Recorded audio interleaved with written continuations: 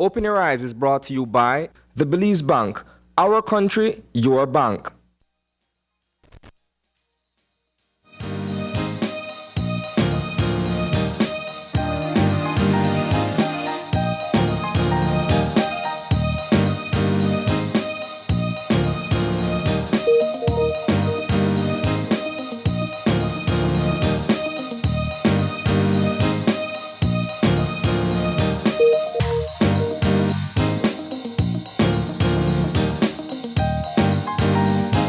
Good morning and welcome to Open Your Eyes. Start your morning right. I'm April Martinez. And I am Brighton Cott. And good morning on this lovely Thursday, almost the weekend. Yeah. Brighton, it's good to have you back. It's good to be back in studio with you, my dearest. How was your trip? Excellent. Yes. A little hiccup here and there, but it was excellent nonetheless. All right, well, you can tell me later. You can tell the people. But you know, as of always, we try our best to bring forth what's buzzing on the news. Yeah. And there's so many things to kind of unpack, and I think we need a separate talk show just to unpack the news. I think that would be good, but we'll talk about that later. One of the primary headlines of the news last night was the discussion of fuel prices kind of dropping globally. And we kind of had a brief conversation with Prime Minister Briceño about what is going on outside with the fossil fuel and what is happening in Belize. And basically what he said that, yes, the cost of fuel is slightly dropping outside globally, but because we had put a pin on raising our prices for the past few months, they're going to remain the same for now. And he kind of went on record to say that, you know, yes, we will eventually see a decrease in price, or at least to remain stagnant in price for the time being, but that's not going to happen right now because the government is initially made a loss with keeping the prices at a standstill for the past few months, and now they're trying to regain back that revenue. Yeah. Well, April, having had the opportunity to do some traveling this past week, I was also monitoring what the gas prices were. I was asking questions. Yeah. I was in St. Kitts and Nevis, which is a small island developing state, and the price of fuel there is not where it is here in Belize. Yeah. And that's because our dollar has more power than the Eastern Caribbean dollar. So tell me the ratio. So it's approximately, you will be paying $8 US for a gallon, or $7 depending on which gas you're buying. If you're buying regular, it would be around $7. It would be around $6, that is, sorry, in St. Kitts. But in the US as well, it's fluctuating. The price is fluctuating as well. And so certainly we see where there is the impact of this one, war in Ukraine, and the supply of energy globally. And we're being able to get our source of energy to be able to sustain our daily operations. Right. And so with the gas increase, we're seeing that it's trickling down to every other product within our country, because of course transportation is important in getting goods across to consumers. Yeah.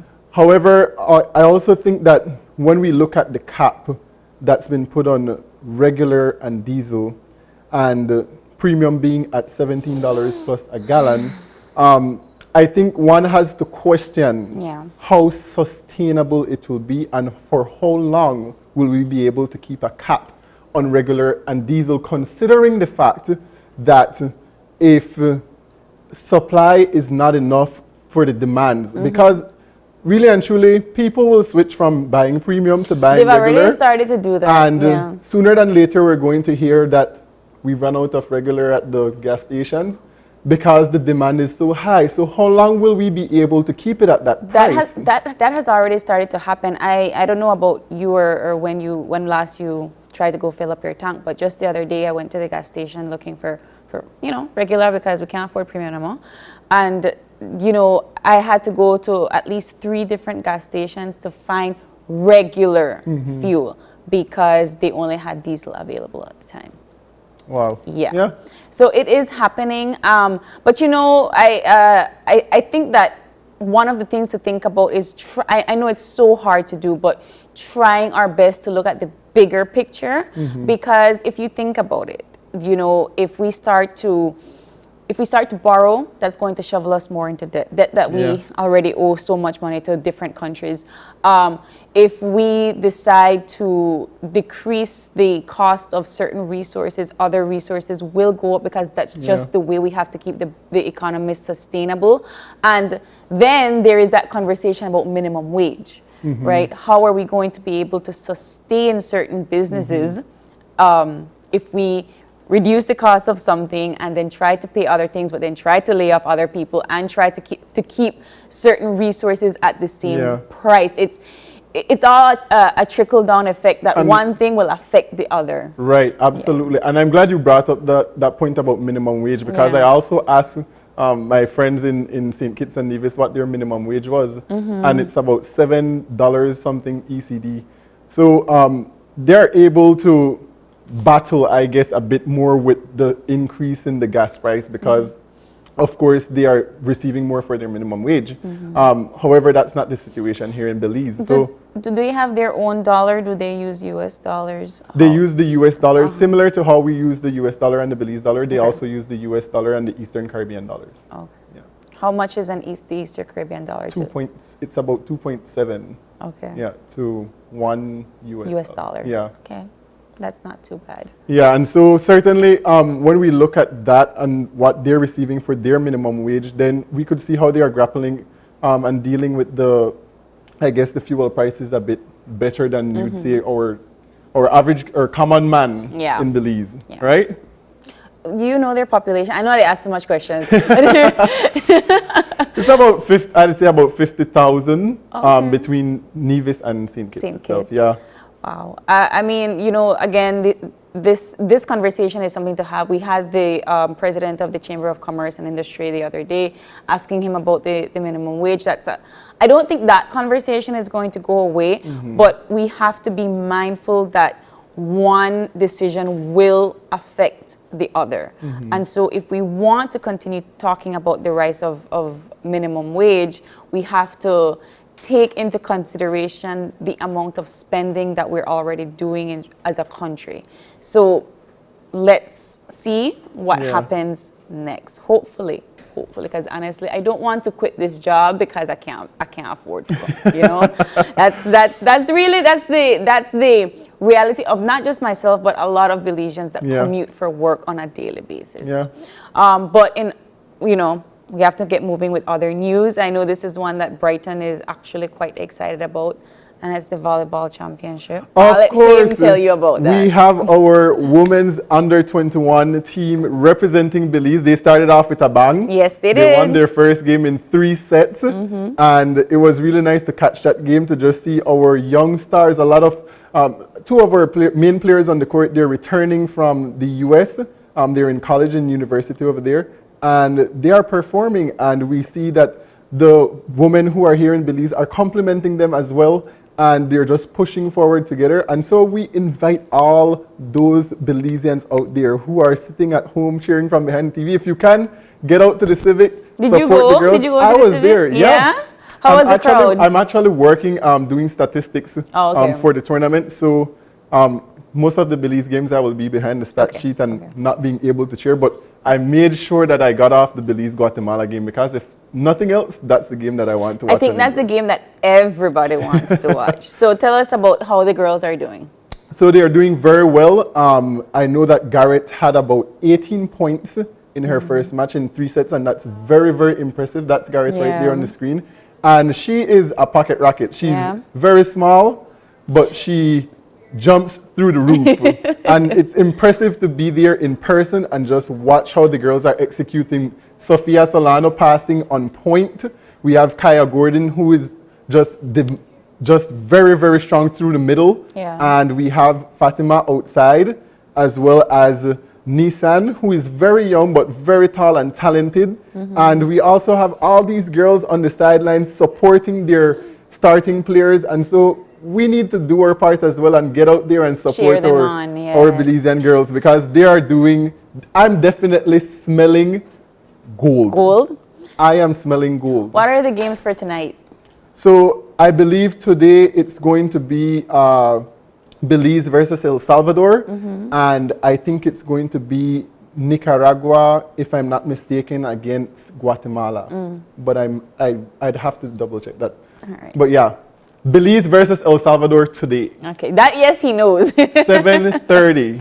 All right. Well, of course, like Brighton rightfully said, get on out there and support our girls. I love this initiative. We always talk about you know, our team going outside, our team going outside, and now they're here and they're dominating as they are here. We get to see it in person, how well they do. So, you know, if you can, get your tickets and go out to Civic. It's going to be a good game. Absolutely. I think Saturday will be the packed game, though. Yes, I think that's for sure. what everybody wants to see.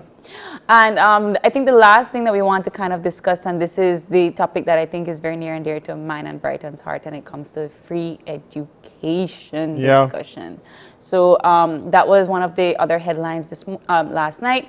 The launch of the free education of 4 high schools in Belize City. That was Maud Williams, Gwen Liz, Excelsior and Sadie Vernon. Right.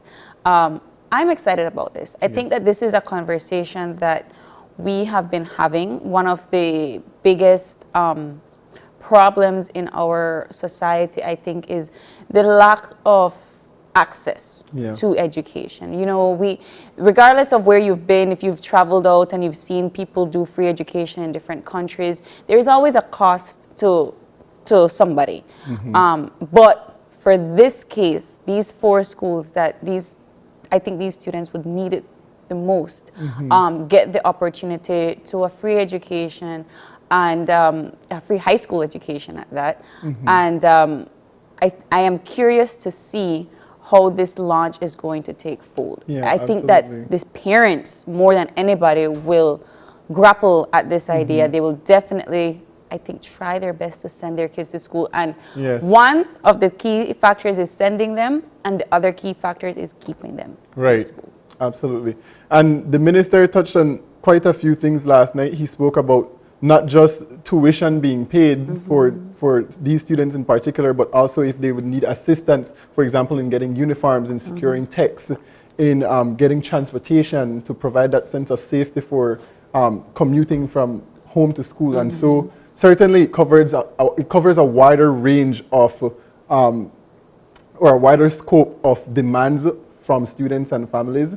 And so we look forward to see this development come to fruition. I think one of the other things that they mentioned was a food feeding program, a food program. And I think that's an excellent idea because honestly, a lot of the time these kids go to school, they don't have money for lunch, they can't afford to take a snack or anything like that. So I think that this initiative should reap some positiveness. Absolutely. And when you think about education and you think about being able to propel yourself forward and scale up, it's by far much more welcoming when that is being offered to you and you don't have to think about where am I going to get this from? Where am I going to get this from to be able to meet the demands of school? I know. And last thing that we wanted to touch on is we have a theme for September celebrations. Yeah, so a teacher from, I think, Belmopan. That's right. I mean, a teacher from Belmopan won the competition for theme selection of this year's. We are 41. There it is right there. Valiant and bold, proud and strong, Belize rebounds at 41. You know, I like that idea, the part where Belize rebounds at 41, because we have been going through some tough times, right? And so this year, I think we're seeing the most out of our economy, the opening back of our borders, the rise of our tourism economy, the so many new entrepreneurs, young businesses, the new innovative technology that we've been bringing out from these generations that are coming up that kind of like force them to boost their creativity during the pandemic. I think we're seeing them all this year. You know why I like this theme so much? I like this theme because it speaks to the fact that we are a resilient people. Yes, absolutely. And we don't give ourselves enough credit for how resilient we are. We go through natural disasters. We go through economic shocks. We are going through this, we're recovering from this pandemic. And so we are always trying to find ways to push forward as a country, and for that we must give ourselves credit. Absolutely. And I think that there was a conversation with the Minister of Education, Francis Fonseca, that someone asked if, these themes are not repetitive and so forth. I don't think so. I think one of the cute things about our Civic Pride is that we get this opportunity to ask the people what they want to be chanting as they're marching in their parades and so forth. And I think that this is a good cultural practice that we have every single year. So I'm excited for the September celebrations. I don't know if you'll be here with us to share them all, but I definitely know that myself and Channel 5 will be stalking the September celebrations. Yeah, for sure. I'm excited. But we hope that we brought you some motivation this morning with all of these. I like to end on a positive note. And I think that that's what we have to start doing at least once a day. Think about the positiveness. But as we continue to move on and motivate you this morning, we try to take that from our eye opener. And our eye opener is taken from dailyom.com. And it goes like this. The more conscious we become, the more we deepen our relationship to the words we choose to use. Words carry energy. This gives language its power and its potential to heal or hurt. Most of us can remember a time that someone sent a word our way and it stuck with us. It may have been the first time we received a truly accurate compliment, or the time a friend or sibling called us a name, but either way, it stuck. This experience reminds us that what we say has weight and power, and that being conscious means being aware of how we use words. You may notice that when we speak quickly, without thinking, or rush to get our ideas across, our words don't carry the same power as when we speak slowly and confidently. Allowing those receiving our words time and space to take them in. When we carefully listen to others before we speak, our words have more integrity, and when we take time to center ourselves before speaking, we truly begin to harness the power of speech. When our words can be intelligent messengers of healing and light, transmitting deep and positive feelings to those who receive them.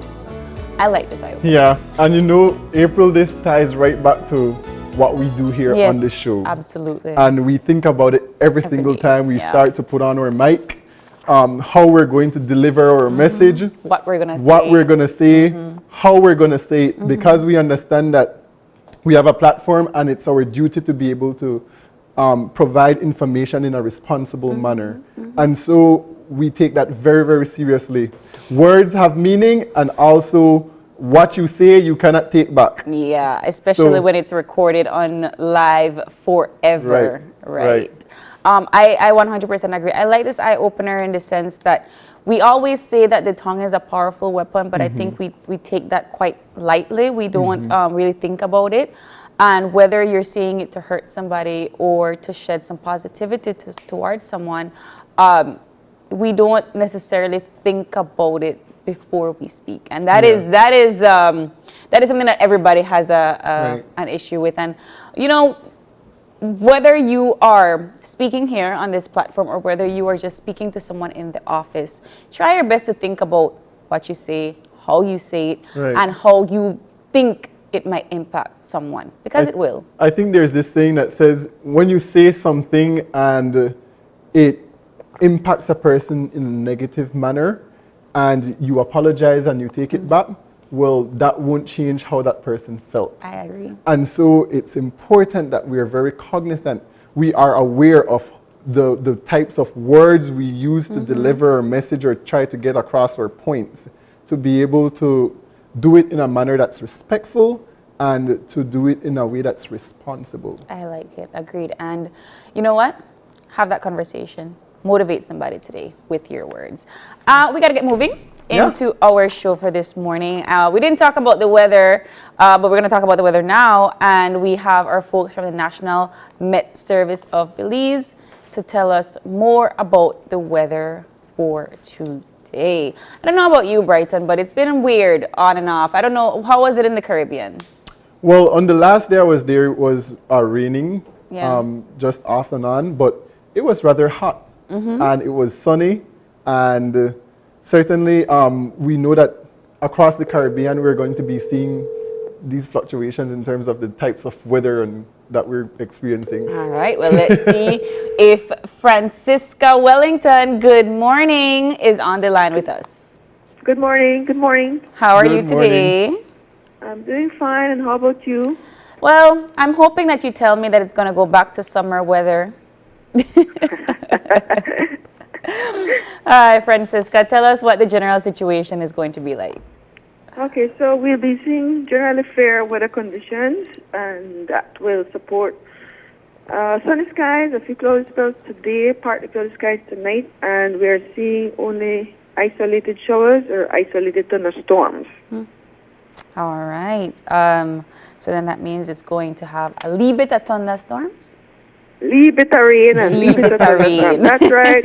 I learned. Got it. I learned. Okay. What about our winds? Okay, so we'll be seeing winds out of the east, 10 to 20 knots, with some higher gusts that will produce moderate to rough seas. So there is a small craft caution in effect. Okay, and our temperatures?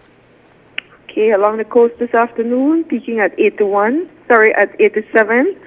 92 inland and 80 up in the Maya Mountains. And then overnight temperatures, we're seeing 81 along the coast, 75 inland, 68 up in the Maya Mountains. Okay, so it will be fluctuating every now and again. And what about our outlook for Friday and Friday night? Okay, so you started out asking me what? If Are we going to have summer weather? Let's have some summer weather. That's what we'll be seeing. Similar weather conditions. So for Friday and Friday night, we'll continue to see isolated showers or isolated thunderstorms. Okay. Do we have any advisories, warnings? Only the small craft caution. Okay. Okay. What about a tropical update? Okay, for now that's pretty quiet. We don't have any systems out there. We have probably 3 tropical waves, but not showing any signs of development at this time. Oh, that's good. So we keep hoping for stability in weather towards Belize. That's right. All right. Thank you so much, Francisca, for that update. You're welcome, and you guys have a great day. All right. You You too. Take care. Sure, bye-bye. Well, I guess you're getting that Perfect. summer weather towards the end of the week, to the weekend. I'm happy about it. But you know, I always worry when they say libertarian because libertarian always got a Belmopan. Yeah, Belmopan's weather is what I term bipolar. Yeah, we're an island by ourselves, Yeah. unfortunately. But that's good news for all of us when it comes to the hurricane season. You try our best to still take caution, but for now, it seems that we're safe. But we have to get moving for our show this morning, and we have 3 jam-packed segments to share with all of you. And our first conversation is one with Beltrade. They will be talking about the launch of Belize's first national investment policy and strategy. And we'll have the experts in studio to tell us all about it. Yeah, and our second segment for this morning will be with employment officers from the Labor Department for speaking on the public from the Public Employment Service Unit about the recruitment drive that's happening in the country. That should be a really good conversation because we've been talking about unemployment for some time. So that would be certainly a good a conversation and to have. Our final conversation, our final segment will be all about Jerk Fest. Yes. I don't know if you've heard about the Belize Jerk Fest, but we'll be having the promoter in studio to talk to us about it. So that should be a fun conversation to wrap things up for you today. But before we get moving, we'll take a short break and we'll get back. Beltrade.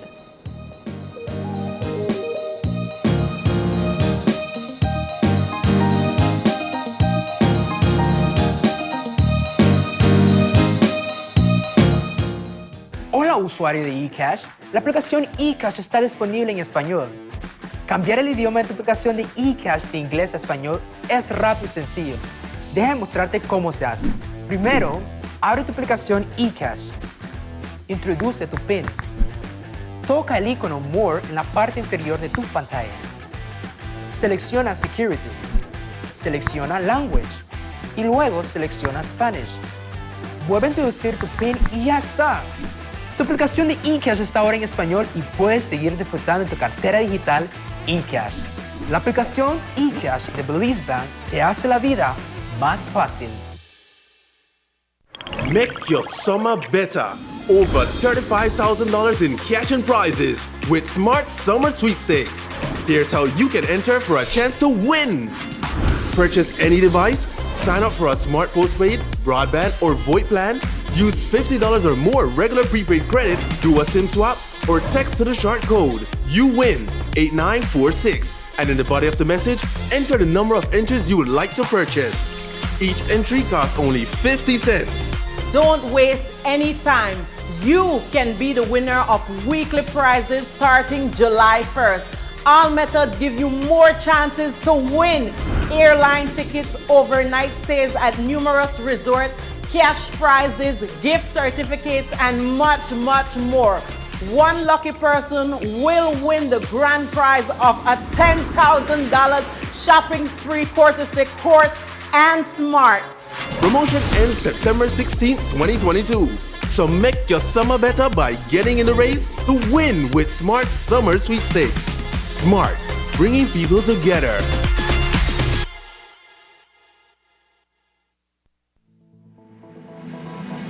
Applying for a Social Security sickness benefit?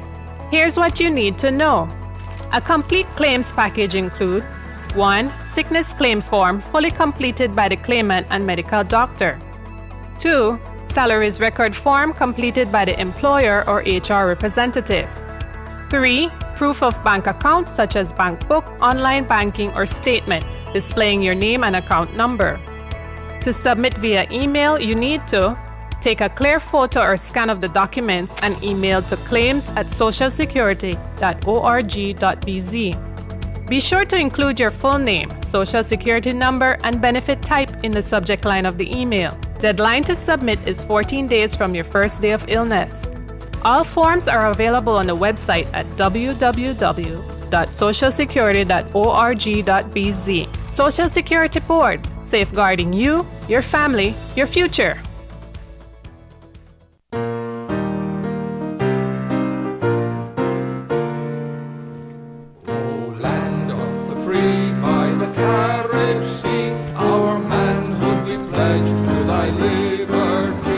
Show your pride by respecting our national anthem whenever it's being played.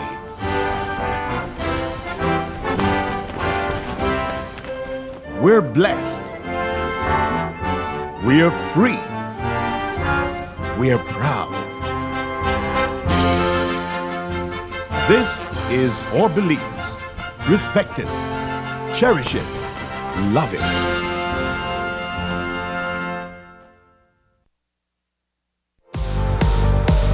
To vote for your favorite contestant, Smart users will text the number of votes followed by a space and the contestant's number and send to Smart code 5885. Each vote costs 50 cents. Voting ends on Sunday at midnight.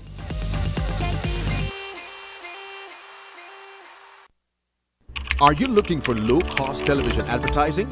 Have we got a deal for you? Advertise on Channel 5's Daily Classifieds. Channel 5's Daily Classifieds is one of the most effective methods for introducing yourself and your business to the community.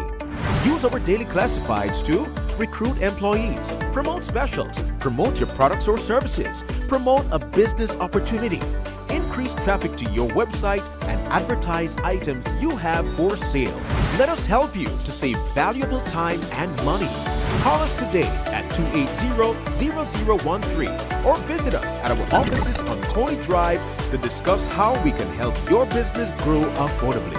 Channel 5's Daily Classifieds. Advertise today. When someone you love becomes a memory, the memory becomes a treasure. Channel 5 introduces the Daily Obituaries. The Daily Obituaries will broadcast all death and funeral announcements and memorials to honor your loved one's life and memories. The Daily Obituaries airs on Channel 5 prior to the evening newscast, with subsequent repeats at 10 p.m. and 12 noon the following day. It will also be placed online on our social media platforms, all for a standard package fee. Celebrate their lives and memories with Channel 5's Daily Obituaries. Honor in life and reverence in death. Dwayne Moody, Isani Cayetano, Marion Alley, Paul Lopez. Your News 5 Belize teams do whatever it takes. Go wherever they need to go, so you can catch the story wherever you are, whenever you want, on whatever device. Channel 5 Belize on television, Facebook, Instagram, and YouTube. Because news is now everywhere, all the time. And so are we. And we'll be back in a few, so stay tuned. Thanks, Jen. Hey there, we know you have to head out to work shortly, but don't forget that you can stay tuned by watching us on our Facebook live stream. Find us at Open Your Eyes BC, and you can continue watching there. You can also download Facebook Watch on your streaming device, and you can watch at your own convenience. And for all the behind-the-scenes fun, follow us on Instagram at OYE Belize. So, find us and follow us today.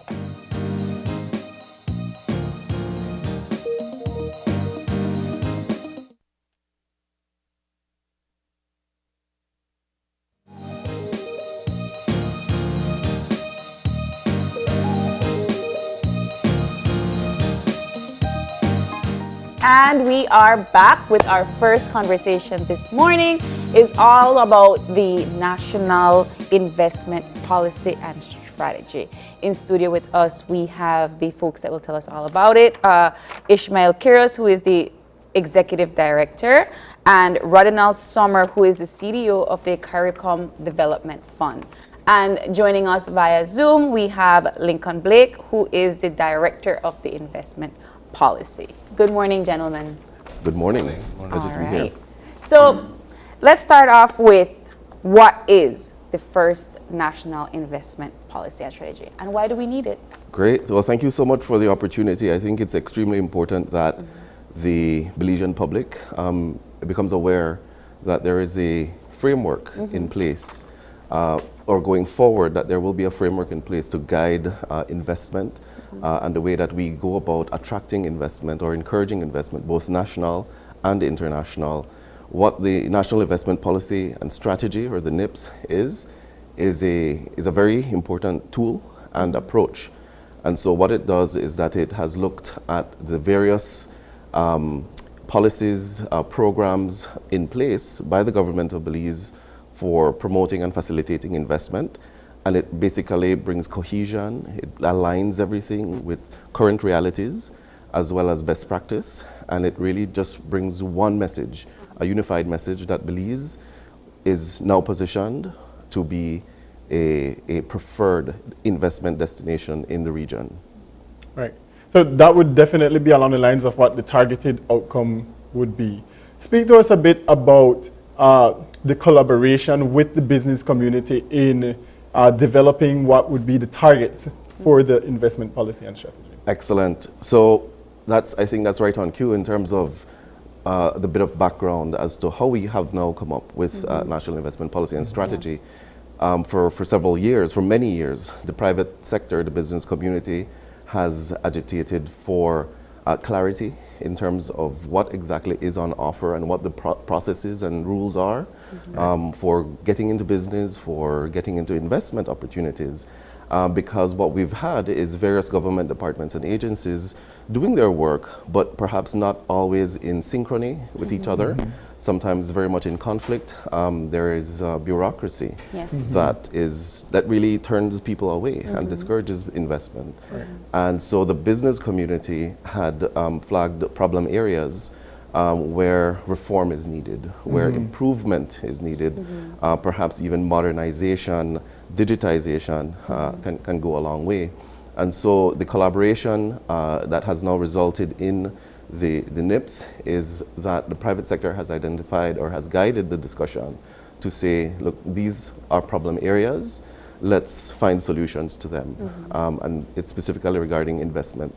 And so there's been active participation from the private sector in the form of the Belize Chamber of Commerce and Industry that has really, helped government to come up with what is now a clear, concise, simple framework for guiding investment. Okay. I want to bring Mr. Rodinal into the conversation. How does the CARICOM Development Fund fit into this new strategy? Yeah, well, thanks for asking. The way the CDF works, we were set up by CARICOM particularly to deal with the development challenges of the least developed country grouping in the region, and that includes Belize, Belize, OECS countries. And we have a number of thematic areas in which the member states have asked us to support them so that they could take advantage of opportunities in the CARICOM single market and economy. So that's how we are positioned. And one of those areas happens to be facilitation of regional investment, promotion and mobilization, and closely associated with that, facilitating development of business and competitiveness. So within that context, the government of Belize approached the CDF for grant financing to finance the technical assistance, the consultancies to formulate the national investment policy and strategy. So that's where we come in. It's a sort of work that we've done before in the region. For example, we helped to set up the Trade, Export and Promotion Agency in St. Lucia. And we work a lot with small and medium-sized enterprises to improve their competitiveness, their access to finance. And there are a number of other areas in which we operate. For example, we provide financing for renewable energy and energy efficiency. And we believe all of these areas would help Belize in the implementation of some of the specific actions that have been agreed for the policy and strategy to be implemented. No, I want to take it back just a tad bit because if I can recall clearly, there was an investment forum last year, at the end of the year. Was that investment forum a bit too early, or does it complement now the national investment policy and strategy, and how does this change the landscape of investment for Belize? Great question. No, I think that investment forum, which was Belize's first investment summit, was right on target in terms of the timing.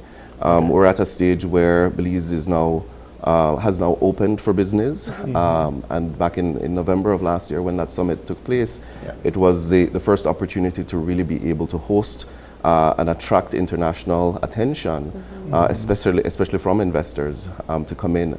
So what we have now, and coming out of the investment summit, were not only investment opportunities identified, but also areas where improved service delivery is needed in order to facilitate those potential investment opportunities. And so what we have now in the form of the policy and strategy is basically the action plan and the rules, the policies, the approach that all of these various actions that are needed to help complement now the facilitation of investment that's coming up. Go ahead. If you could just break down what our guidance or guidelines were prior to this investment policy and strategy, what were those? They were present in very distinct and disparate programs. For example, on the one hand, there are incentives. There is an incentive program on offer to businesses, both domestic and international, managed by Beltrade. There is Beltrade itself, which is the investment promotion agency. Then there's the Ministry of Foreign Affairs, which does the foreign trade aspect of things. There are different services, for example, immigration, which is essential for example, processing work permits. And so you have different services being provided by different agencies, but without any sort of official mechanism to unite the vision. And so what's important, in the same way that you have to tune an orchestra to have harmony, we need everybody singing from the same hymn book. And what we are proposing under the National Investment Policy and Strategy is to have a all-of-government approach, one government saying, look, investment is important, we need to provide facilitation support, but these are the areas that we need to improve, right? In terms of turnaround time, processes, even the closeness to the business community in terms of accessing government services. And so what we have is basically the blueprint, the framework to really guide that. I guess I want to bring in Mr. Lincoln into this conversation. Director, talk to us about how you are planning to manage and monitor this strategy across the board. Are you planning to do a pilot project of some sort? How is this going to take fold? Good morning. Thanks. Yeah, we do have committees, technical committees that will be established and led by several key organizations within the government. We have 9 pillars within the strategy, and within those 9 pillars, you have 82 actions. Okay. And from those actions, we will, through the technical committees, we will be monitoring and we'll be implementing and monitoring these actions, and will ensure that some of our deliverables are achieved. Of course, we have several of the actions already being implemented. If you look at, for example, one of them is the e-governance reform, where you have the digitization and processes that are taking place. We have also the online payments for public services, which is also ongoing. Creation of the credit bureau, the establishment of a collateral registry and secure transactions. We also have, if you recently heard in the news, where we actually where there was a visit by the PM to the European Union, and where there was a link between the European Investment Bank and the DFC. That is one of the actions also under the strategy, which we hit the ground running. And also, of course, the development of the capital markets, which we already have legislation on. But we have several other actions that we're undertaking. So we are moving ahead. I wanted to ask more about how this impacts. I know you guys kind of briefly talked about it, small businesses and MSMEs, right? Because for the most part, giant corporatives already have a footing somewhere in the economy. So tell us a little bit more about how they impact or aid small businesses, MSMEs, and even women's cooperatives. Excellent. If I may, the improvement of government service delivery is for all, and that's fundamental. I think Plan Belize definitely speaks to that, and in that way, we are really securing government's commitment to improve the quality of services delivered for all businesses, all investors, large and small, domestic and international. You're right in that international or large corporates do have perhaps an advantage in being able to get faster turnaround, faster processing. But the reality is that our economy is primarily made up of micro, small, and medium enterprises. And so improving the way that government serves in general will have an impact on everybody. As Mr. Blake alluded to, there are various actions or other instruments needed, for example, the collateral registry, the credit bureau, which stand to really enable small businesses to be able to access finance more affordably, more easily, and that's one example of how what we now have in terms of an updated, cohesive framework will really support small business development. Speak to us about how this could impact regional integration within the Caribbean after the implementation of the investment policy and strategy, and how it could really, I guess, close the gap of which we have been speaking about in terms of the access to being integrated into other countries across the Caribbean to seek jobs, for example. Thanks for that question, because everything that we support at CDF in any one of the member states that requires support to better take advantage of the single market really contributes to advancing regional integration. In the case of the NIPS, you could well imagine that some of the investment that Belize will attract will actually come from other countries in the Caribbean, and some of the markets that Belize will seek to expand into would be the Caribbean markets. So I think what we would see happening is when this fully rolls out, you will see partnerships that bring on board investors and markets in the Caribbean to a greater extent than exists right now. And I think the model of this national investment policy and strategy is also a good one for the other countries to consider. And I think if we're all using similar models, then we can have sort of economies of scale in terms of how we roll out our processes to improve turnaround times and to improve our ranking in the region in terms of the ease of doing business, because there are certain regional and global indices against which our performance is measured.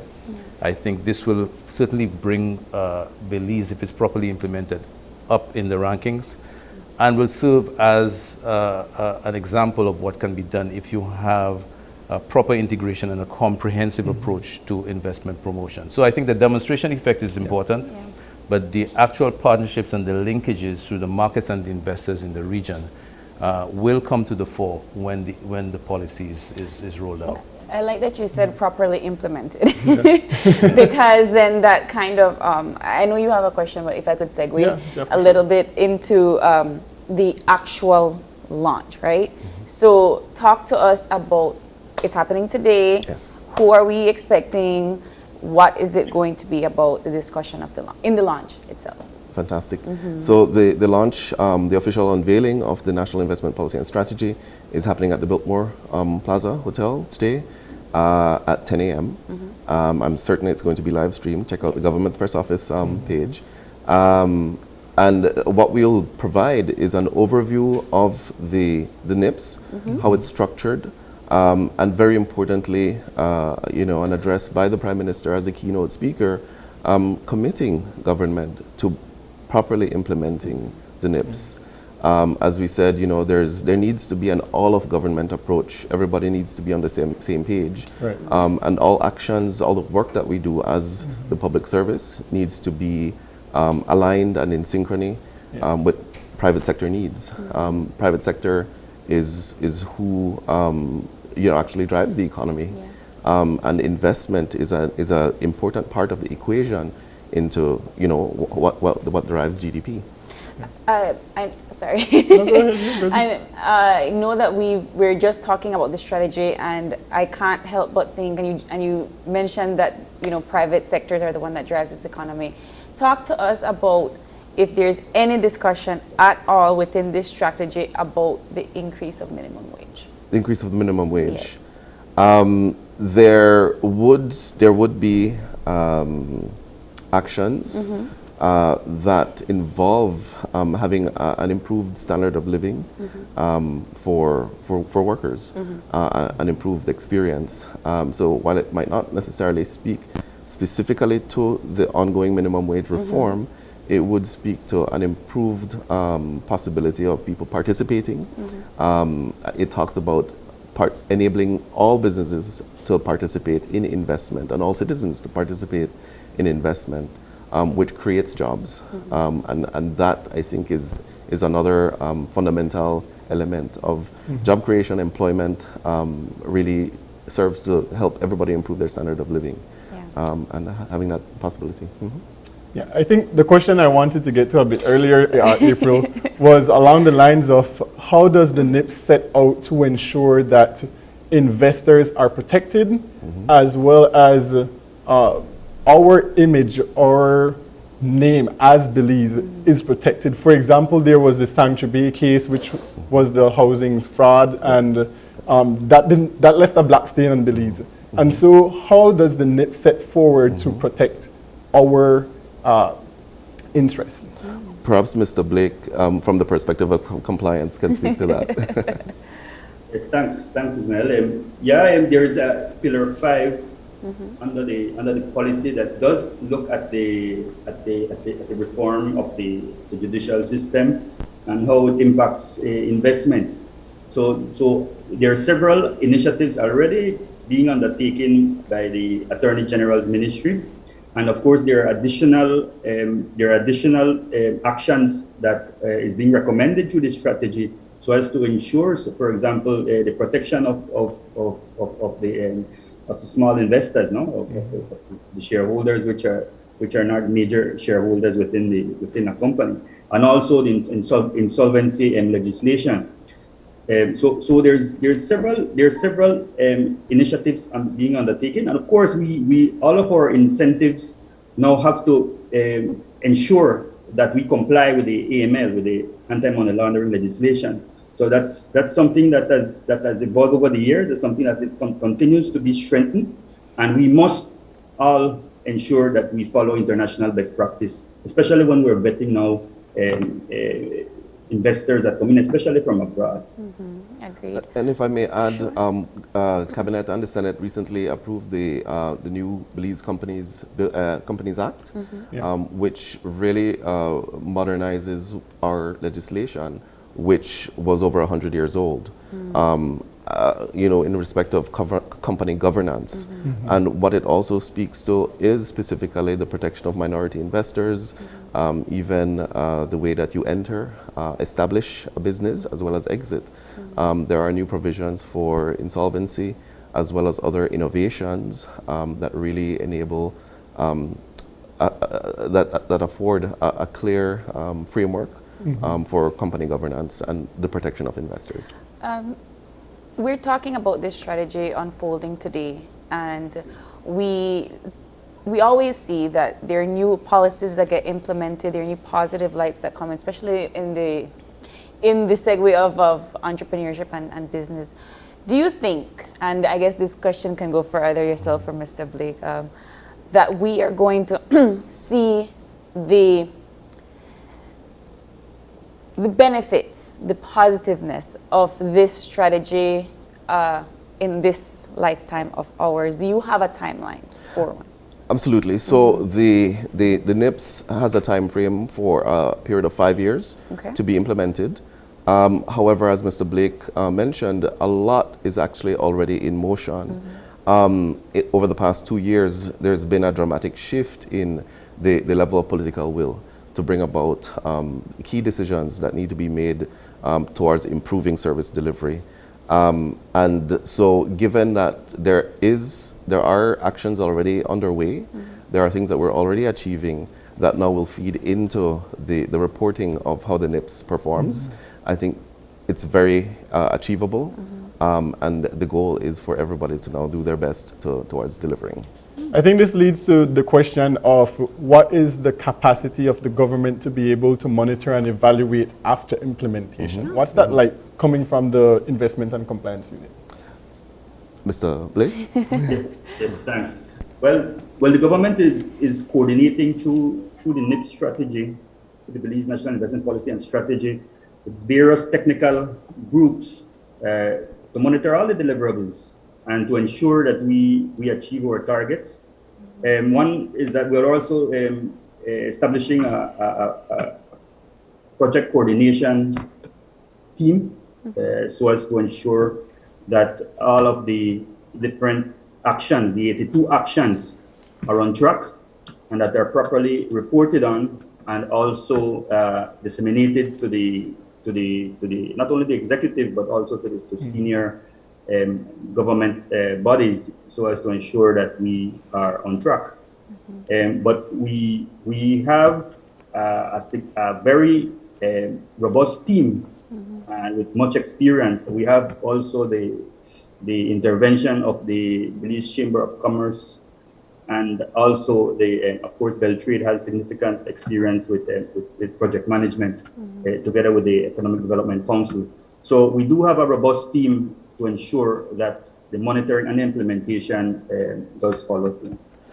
If I can add as well, there does come, there is a budget for implementing the NIPS, and what the the consultants that have helped us prepare the NIPS have done is they've also mapped out where potential funding can be sourced for implementing. And so when we speak about capacity, there's also the technical and financial capacity. And so now the plan is to really go after the funding that is out there available, but we do have to show that there is a plan and that there are specific actions that need to be accomplished. And so that will be one of the, a very important function of the oversight. Secures, speak to us a bit about what are some of the investment incentives that are currently in operation and what the NIPS will seek to change in terms of those incentives. Sure.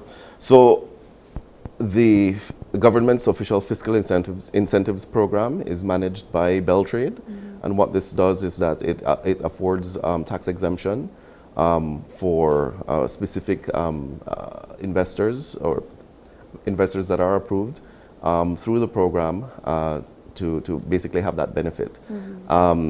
The other major incentive is the Designated Processing Areas Act that basically provides the same thing but promoting manufacturing and industrial activities, including agriculture. It's not so much that the NIPS will change those because they're already being updated and modernized. We know that there's been recent announcements that are basically proposing to tweak the programs to be more open to specific sectors, for example, the BPO sector, which, as we know, is one that has proven to be resilient throughout the pandemic and is showing growth. And so enabling those types of investors to have a break, an opportunity to really continue to grow jobs and opportunities that's an example of how it's all shifting and changing. And of course, being steered by the NIPS, but there's already change afoot in terms of improved programs. I guess, yes, go ahead. Sure. Yes, I would just like to add what Ishmael said.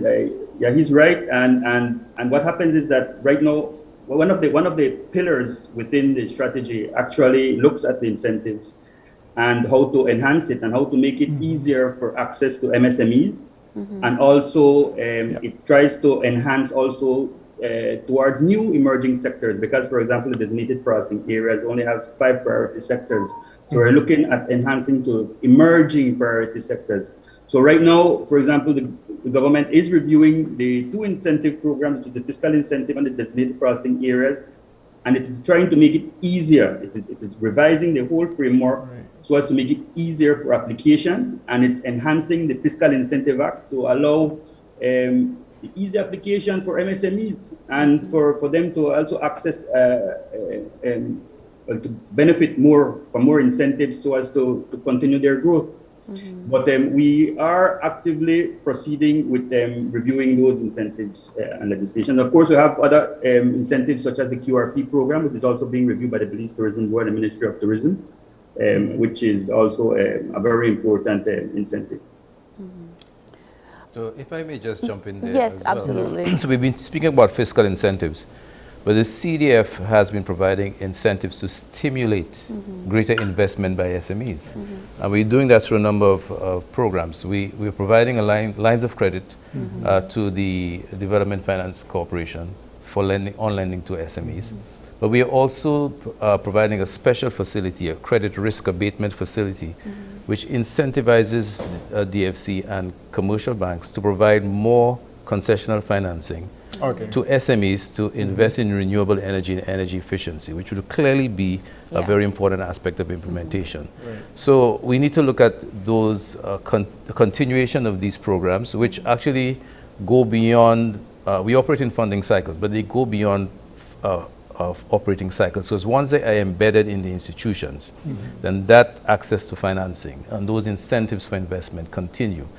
And while CDF may not have been specifically identified as a funding source, I suspect, for implementation, our presence will certainly be felt, and the opportunities will be there through the DFC and through the financial institutions that are onboarded to these facilities to provide access to concessional financing, to SMEs in particular, to invest in economic activity which will be stimulated by the National Investment Policy and Strategy, because the framework would be much more enabling.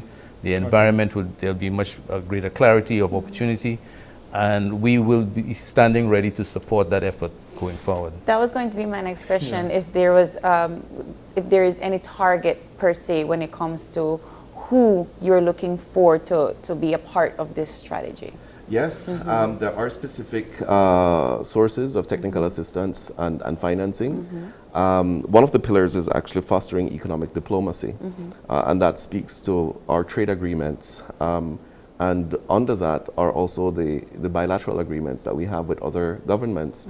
And through those connections, we can certainly seek additional input and support. And so that's one of the exciting things about having an up-to-date, cohesive, aligned framework, is that there's going to be a lot of attention going forward around Belize as an investment destination. And so not only will our traditional partners in terms of the IFIs be targets in terms of who we want to partner with for delivering on the NIPS, but there are going to be other entities, both governmental as well as NGO, perhaps even private sector, who will pop up expressing interest, who can support us to implement and deliver the NIPS. I think one of the questions I've been thinking about is who is considered a good investor? And I ask this question because oftentimes, I guess the landscape, the investment landscape across Belize has been of foreign investors coming into country and carrying out their business. How are we going to see a diversity in terms of the types of investments through the implementation of NIPS? That's a very important point. The type of investor that Belize should want to attract are those that are committed to fostering the well-being of the economy, and by extension the general population. And so what the NIPS, given that it's setting out best practices, improved service delivery, and compliance, basically what we want to do is to really have no excuse for an investor to not comply with the laws, environmental, for example. And because the idea is that by facilitating, by making it easy to get your application processed, for example, for a construction permit or an environmental clearance, but following the rules of due diligence, we want everybody and every investor to be legitimate, responsible, and to be investing in things that are sustainable for the economy and the environment. I mean, we are slowly winding down, so I will let you end our I'm glad you brought that up because Belize is a country that's a staunch advocate for sustainable development and environmentally friendly approaches to development. And we're gearing towards that more and more, especially after the restructuring through the Blue Bond.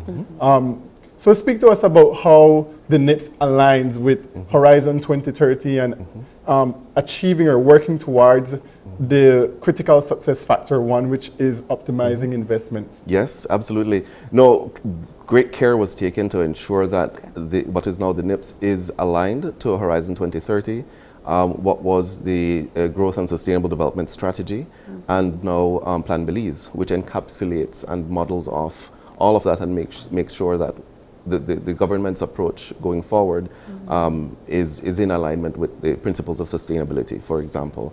There are other things that come into play, for example, definitely the blue bonds, which I think will definitely influence the type of economic activity that Belize promotes. And there are other things like the UNDP Sustainable Development Goal Investor Maps, which has identified 18 profit-oriented project opportunities that will help the country achieve its SDG targets. And so that's definitely the type of energy that we want to really demonstrate as well as attract. And so there are things in place that really help guide the types of investments that Belize will go after. Well, I hope that we get to see the launch live on. We want to attend. Thank you, gentlemen, so much for coming in. This is an important conversation to have. I'm sure that you will be back to tell us a little bit about how it's going so far. Give us an update. Give our viewers an update. But with that, we're going to get into a short break. But before we do, Phoenix Boutique day to night outfit. Check it out.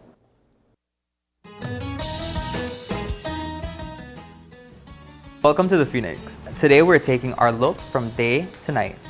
We have our white Monstera clay earrings from Rocky Belize, our Pandora necklace, and the ensemble is Zara. We have our pink blazer and our white with gold jumpsuit, followed by our Calvin Klein clutch and our white strap-on heels. Now we're transitioning into our night look. We're keeping the same base, which is our white jumpsuit and our white heels. We've added our Kenneth Cole over-the-shoulder clutch, a 3-tier necklace, and we've done a different set of gold earrings.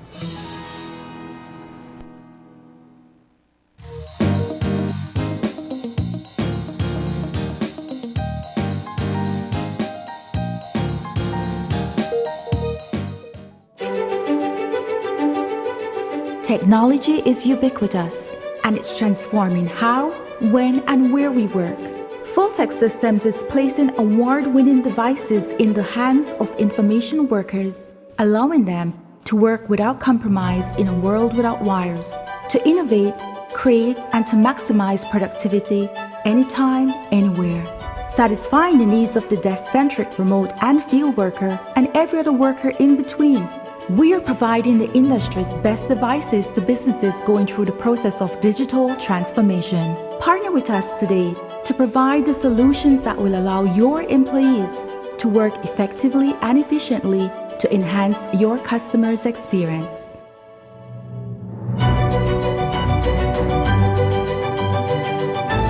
Fulltech Systems, your technology center, where you'll come for the price but stay for the service.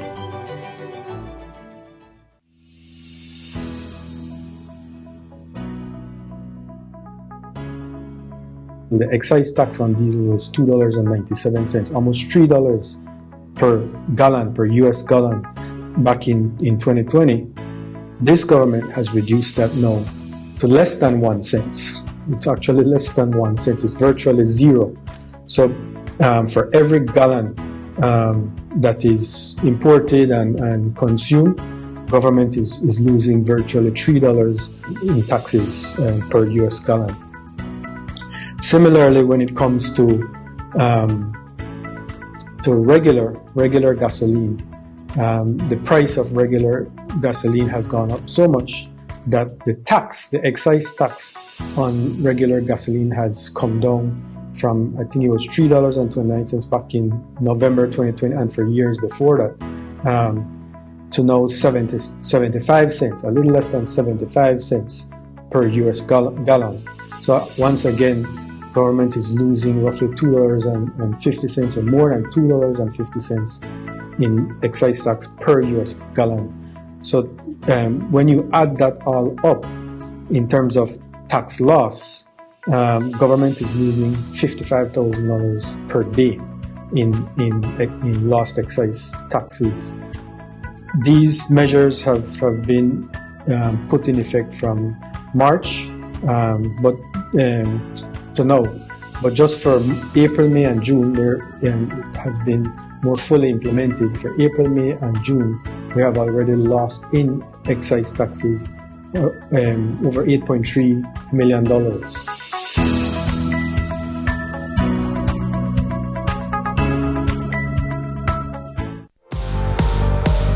To vote for your favorite contestant, smart users will text the number of votes followed by a space and the contestant's number and send to smart code 5885.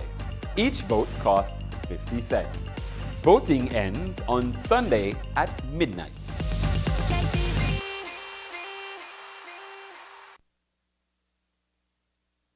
Are you looking for low-cost television advertising? Have we got a deal for you? Advertise on Channel 5's Daily Classifieds. Channel 5's Daily Classifieds is one of the most effective methods for introducing yourself and your business to the community. Use our Daily Classifieds to recruit employees, promote specials, promote your products or services, promote a business opportunity, increase traffic to your website, and advertise items you have for sale. Let us help you to save valuable time and money. Call us today at 280-0013 or visit us at our offices on Coney Drive to discuss how we can help your business grow affordably. Channel 5's Daily Classifieds. Advertise today.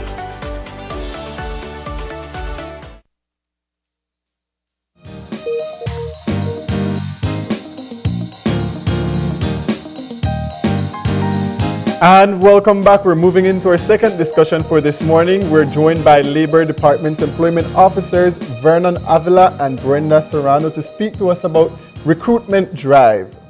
Recruitment drive, first of all, good morning. Morning, guys. Yes, it's important that we have our guests feel welcome and comfortable. Their morning. Right. So the recruitment drive is important because it provides an opportunity for those who are seeking jobs to be able to get those opportunities. Tell us a bit about what this partnership looks like between the Labor Department and those who are employers seeking employees. Well, the Labor Department is always there to foster healthier employment relationship between employer and our job seekers at large. So what we try to do at the employment service is make them as comfortable, because we're the bridge between the employer and the job seeker, right? And what we do is try to make sure that we match the correct skill set to whatever the openings are available, right? So when it comes to employers, we make sure that we register them. We seek any more information, clarity in terms of what they're looking for, right? And when it comes to the job seeker, we also register them and make sure that we are there step by step in trying to prepare their resume, trying to motivate them, giving them that support, right? And we have trainings that we actually try to build capacity. Mr. Avila, you want to extend more on that? The type of training that we offer at the Labor Department will be areas such as skills, how to identify one's skills, employment goals, customer service settings. Also will cover work ethics, code of conducts, and on this 3 days event that will take place on the IT vet, which will be from 8:30 to 4 p.m. We will have stakeholders such as Social Security, so people can know their claims, their deduction. Yes. The call center that will be involved will be Globalcom, also Globalcom, Radical, Transparent BPO. So it's like a wide pool of market that we want to reach out, and like you mentioned, it's 200 job seekers. Yes. So on the third day, we will actually certify them with a certificate. So they will have that knowledge and that mindset. So it's for people new and existing who want to fine tune their CV. Yeah, okay. Right. Talk to us about the demand right now that you're seeing as a Labor Department. Who comes in, who comes out, what they're actually seeking when it comes to employment. Do people come in already knowing what it is that they want to do? Do you have people that, listen, I just, I'm 20 and I look for a job? Well, when a job seeker walks in, they don't know exactly what they're looking for. They might have an idea what they want, but when we interview them, they'll have no clue exactly which direction they want to go. They're lost. So what we do is actually, when we do the interview process, we ask specific questions and we try to garner them in the direction what they need to go, where they need to go.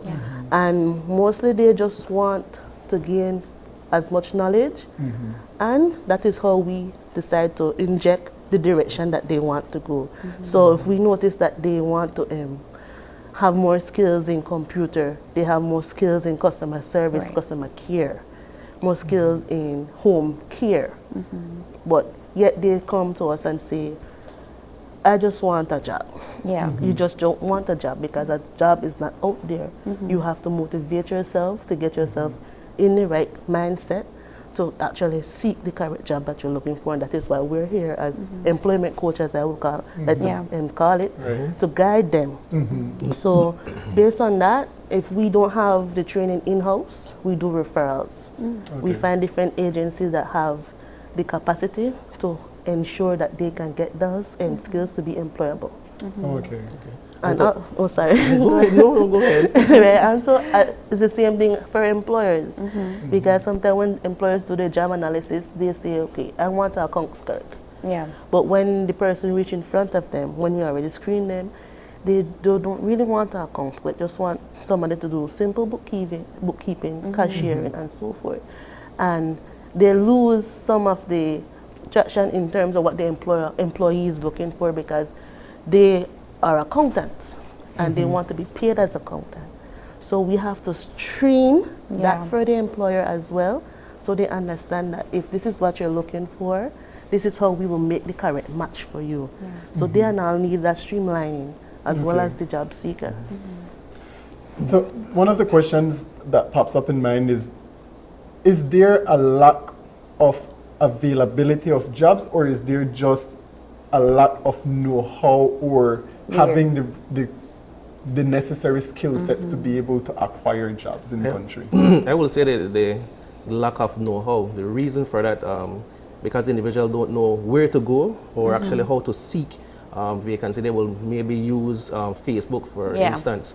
And given that's why Labor Department, we launched an employment service system last year in March, whereby individual employees and employers can go onto that portal. Job seekers can upload their credentials, and for employers, they can upload vacancy. So if they have vacancy, and we at Labor Department, we comes at the middle guy, whereby any vacancy comes along, we will then refer and try to send over the best qualified individual to the employer. So the portal is fairly in its infancy stage, it's 1 year old, but we're trying to build awareness whereby you can use that portal. How long does it take? And I do agree with you that some people don't know where to look, but in our circle, in our generation, you have more people becoming qualified, getting that education to go and hopefully seek some sort of employment. And most of the time when they do go for that interview, you're overqualified, you're underqualified. So where does the Labor Department come in, and how long does it usually take for you all to pair employer to employee? Well, the time frame is, it can be a bit tedious when it comes to the time frame, because like I said, when we do the screening and we do the back and forth with the employer to make sure that they know exactly what they want, and when we decide to actually try to build the job seeker for that role, it takes approximately about 1 to 2 weeks, depending, right? Depending, and that is a good time frame for when we give employers. So because when you do our screening, it's not just simply you come, okay, there's a job, you get prepared. No, we go through the whole process of the interview, and we have to make sure that we fine tune a resume. We do mock interviews so that you can have that confidence. So they are sure of themselves and how they can market themselves. They're given different adjectives to pronounce those skills properly to our employer. Right? So it takes about 1 to 2 weeks for us to actually try to place them properly, because our main goal is to get them employed and keep them employed. And we also do follow-ups, because like I said, we practice customer care very seriously at Labor Department. Mostly people just say customer service, but it's really customer care.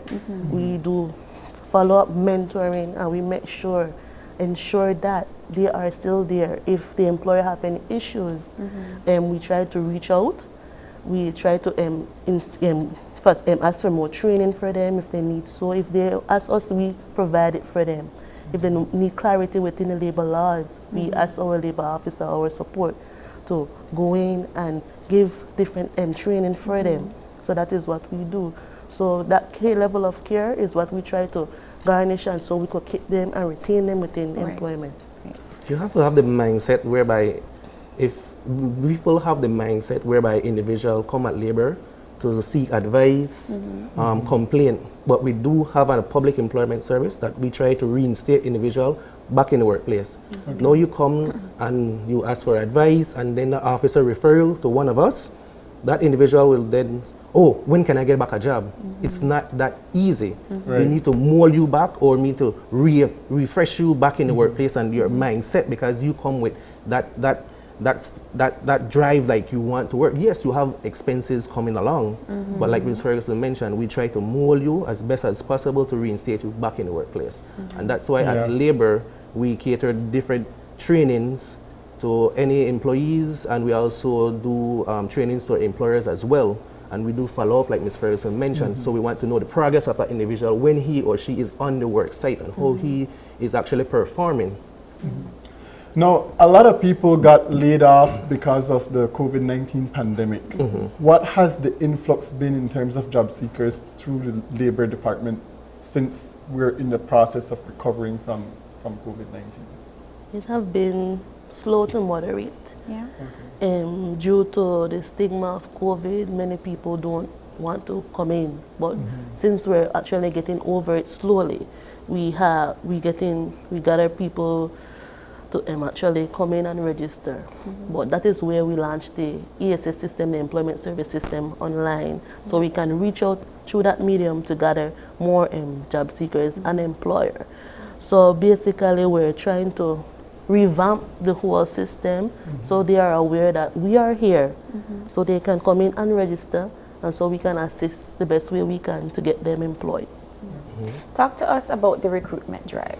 So give us the details. When is it? How long is it going to be? I know you are you actively seeking people to come? Do you already have a long list of people that are willing to be a part of it?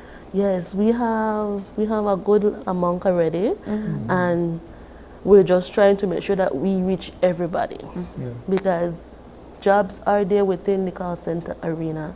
And what I want people to understand is that the call center is shifting. It's not like the call centers before.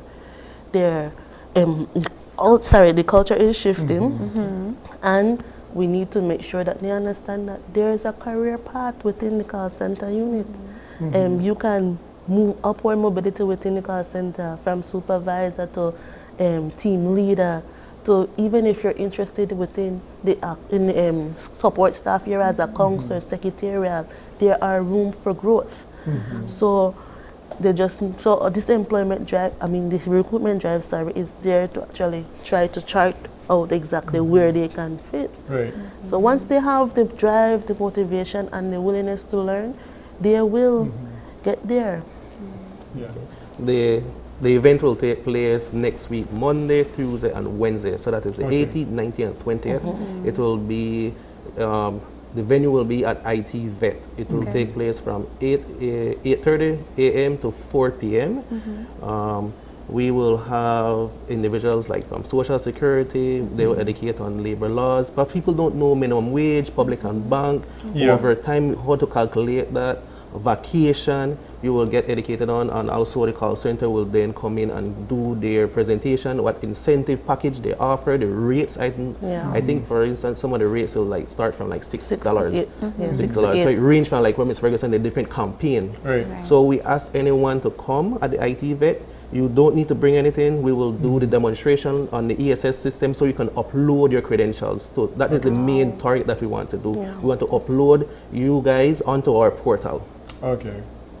So does that expand the area of opportunity beyond the recruitment drive? So for example, let's say they are applying or putting themselves up for a job and they were not successful. Being on that portal automatically makes their information available to be able to be represented further. Okay, awesome. So, so another question I wanted to ask is, what's the one thing that you see most job seekers coming in and lacking? Work ethic. How? Work ethics. Work ethics. Okay, can you elaborate? They lack work ethics. Because when a labor officer would send over potential job seeker or a job seeker who walks in, And when we say work ethic is that they are not punctual, their tardiness, they either get let go because of their attitude, their personalities. They don't understand what employers expect from them, right? They feel that they are entitled, that this and that, and because they don't know their laws that govern them as a worker, they feel that they are the ones who own the employment, which is not. So when we speak about work ethics, we want to capture exactly what employer expect from them and what we expect from them, because they have to be the human change. They have to be the one who change. You understand? So I will say that ethics is very important, and I apologize. Yes. Yes. So this event, this recruitment drive that we're having next week, Monday, remember it is 18th, 19th, and 20th. So we want anyone who is seeking employment, who want a refresher course in such areas like I mentioned, skill set, employment goal, customer service, work ethics, code of conduct, you can come at the IT vet compound. I like this idea a lot. I think that one of the biggest problems that we have is that people don't know where to seek jobs, like you rightfully mentioned. But also one of our biggest concerns is how do you market an unemployed person in the aspect of you have those that maybe were out of job for a very long time, and then you have those that don't have enough experience in the work field. So how do you market these two sets of persons seeking jobs? I was just giving you a chance. Okay, well, those who already have been in the workforce and are unemployed, we focus on what their career goals are. And we know that sometimes the experience that they have might not be available with what the job is out there. So we provide options that you have to change direction. And like I said, you have to be motivated, and Mr. Vernon mentioned about having a different mindset. So we try to focus on that and ensure that the person is well aware that you have to shift directions to be placed. How often do they shift directions? No, that's a tricky thing, right? So it takes a lot of convincing, but when we do decide to place them back, they realize that that is not their niche, and they return. Okay. And that is how they understand that, okay, I have to change direction. And for those who have no skill set, well, we try to focus more on what skills we can try to polish up and try to give them that employable skills, and that is done through training. Right? And they just have to understand that it takes time before you get there. It's that you will land a job automatically, but when we change the mindset of the job seekers, they will understand that they have more going for them.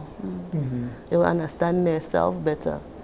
They understand how to market themselves better because they go through a series of training, right? And marketing yourself is knowing who you are and how you can actually get there. Right, and as we continue to mention, we're a coach, we're employment coach. We're here to support, train, and motivate them to get there where they need to go. Our services are free.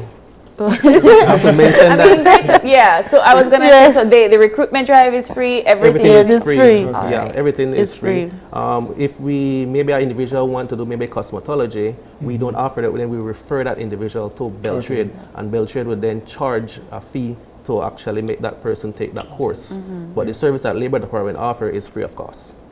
Yeah, perfect. All right, is there anything else that you would like to tell us that you probably haven't mentioned yet about the recruitment drive?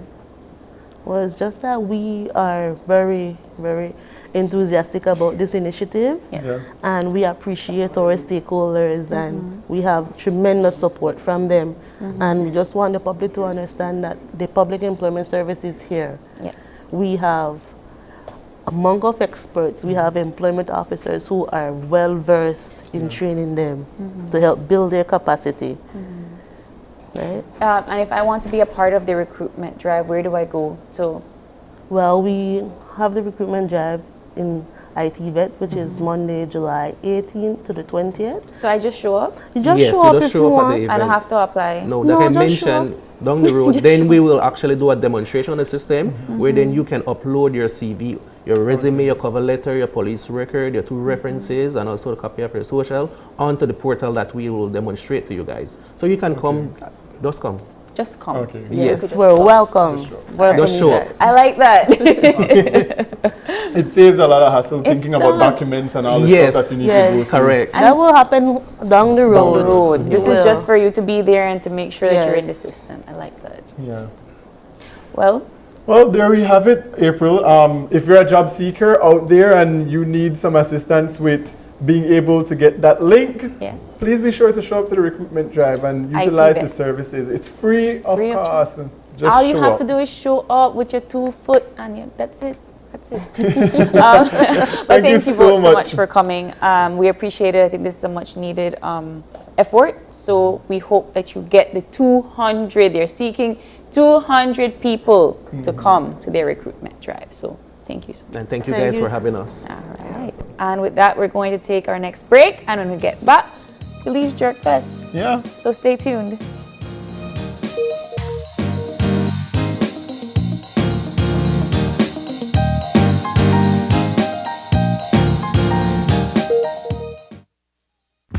With eCash, bill payment is extremely convenient, and all utility companies accept eCash payments. What's even better? You get to split bills with your roommates, siblings, or whoever you desire. Simply open your eCash app, go to Bill Pay, tap the respective utility company, enter the information, and pay the bill. Then tap the transaction made. Tap Split the bill. Select Evenly. Send the request to who you are splitting the bill with, and get notified when they pay. Talk about making life easy and avoiding confusion. You can split the bill for restaurants, grocery stores, and for any eCash payment you make. To find your next yummy meal, hair treatment, or chill spot, simply open the app and utilize the geolocation service to see nearby businesses that accept eCash. Geolocation and bill payment make life a whole lot easier.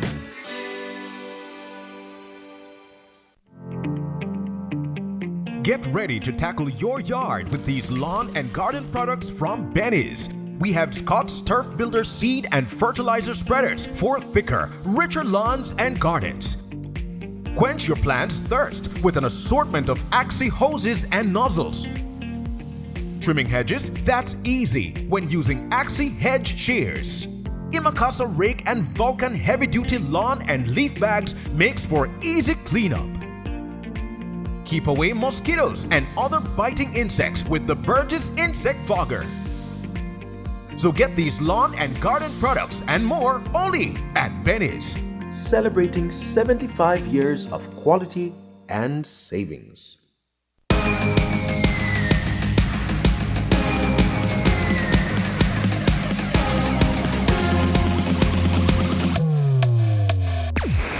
Download the SmartStream app on the Android Play Store and create your account to get access to movies and stream at home or on the go.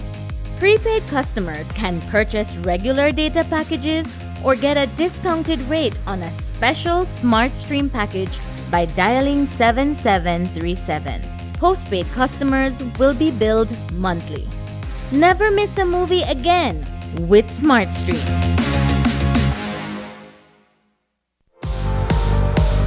To vote for your favorite contestant, smart users will text the number of votes followed by a space and the contestant's number and send to smart code 5885.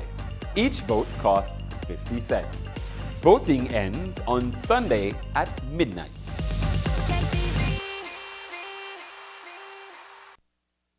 Are you looking for low-cost television advertising? Have we got a deal for you? Advertise on Channel 5's Daily Classifieds.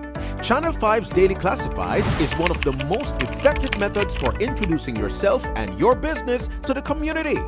Use our Daily Classifieds to recruit employees, promote specials, promote your products or services, promote a business opportunity, increase traffic to your website, and advertise items you have for sale.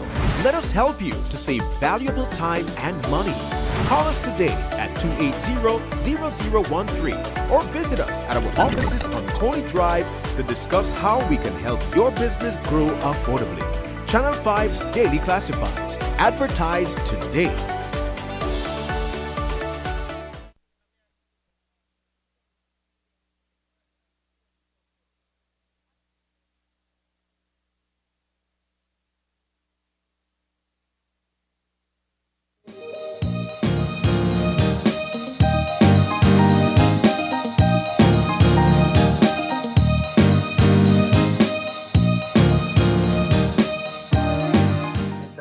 You don't know what Up Top Bus represent.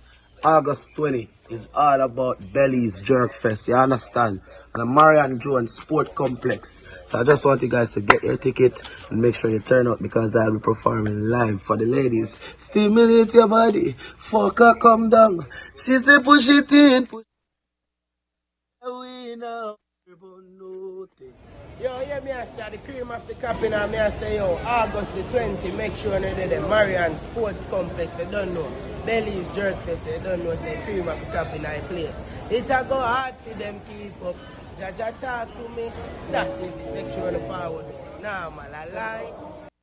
Yeah, me I say, man, Belize, get ready. August 20, Marion Jones Stadium parking lot, you know, Massacre live. When we cuss and we break up and we touch and we make up. Top farm, image, style of me getting every girl in it. Make sure you come check it out. Belize, we live, August 20. You boy, if you never get my card, then I who? You for glad say your dick got used. What's up? It's me, your girl Jada Kingdom, aka Twinkle. And Saturday, August the 20th, I'll be performing live. Well, if that did not motivate you. It doesn't get more dancehall. It doesn't get more dancehall than that. Nope. And I guess if you never know, now you know that is the lineup for the Belize Jerk Festival that is coming August 20th. In studio with us, we have the promoter, Yushane Nembard. Good morning. Good morning. Good morning. How is everybody? Well, I wake up now. I know, right?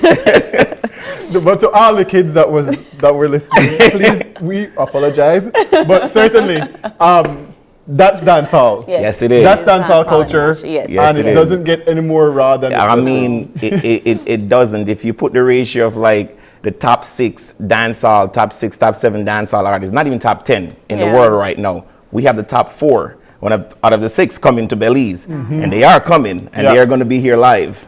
So I'm very excited, and I just want Belize to get excited as well, you know. So this is the first of its kind. Yes, it is. Explain to us what the process was like to you know, organize it and promote it. You know, to be honest with you, let me tell you, I just want to get into how the vision for this started. Right. I actually spent, we have a house down in Placencia, so I'm not new to Belize, and I've been coming to Belize for a couple of years.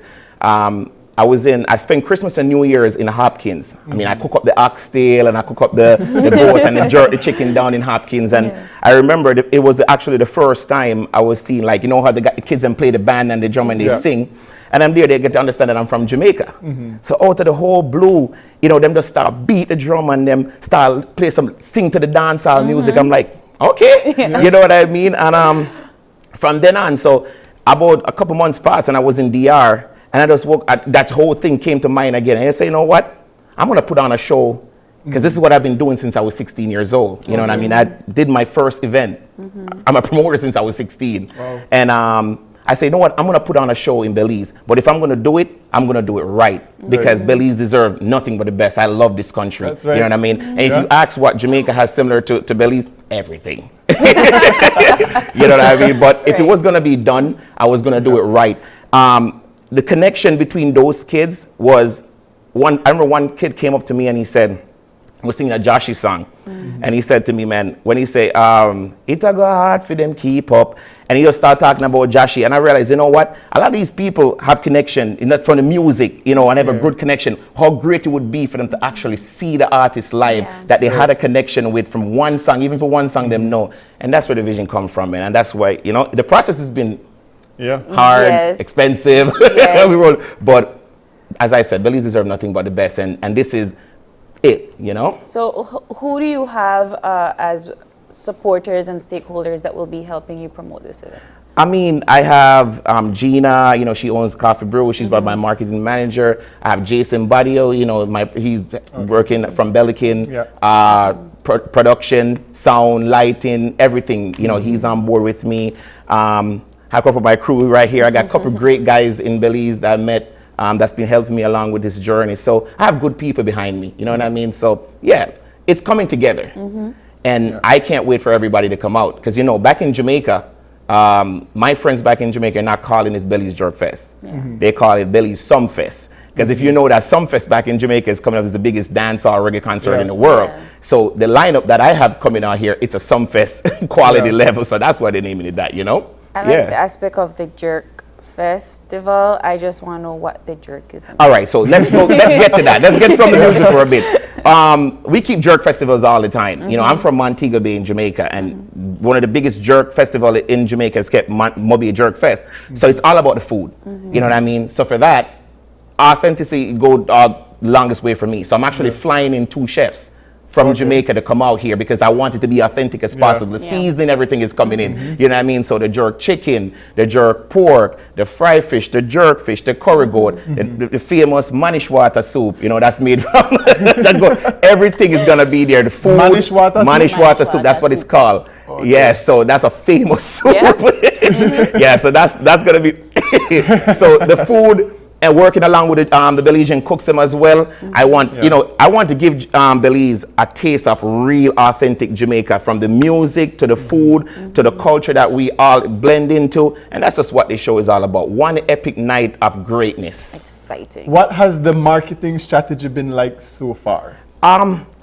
It's a little bit different from how we do things in Jamaica. But as I said, the people, they think alike. Jamaicans and Belize, we think alike. So my marketing strategy, I got to give a big shout out to my my girls, my promo girls, man. That these girls are full of energy, full of heart. You know, whenever I go with them, they hit the street. You know, they smile, they intervene. You know, that's what it is, and they're a big part of my production right now because of those girls.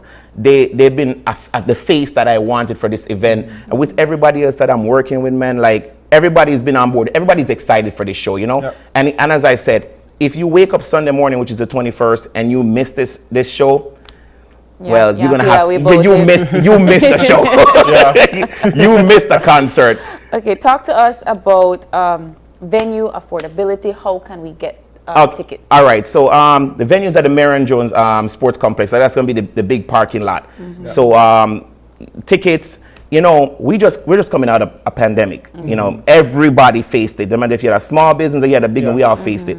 So for me, making this show as affordable, it's not, see, why I'm successful in life is because I don't chase the money really.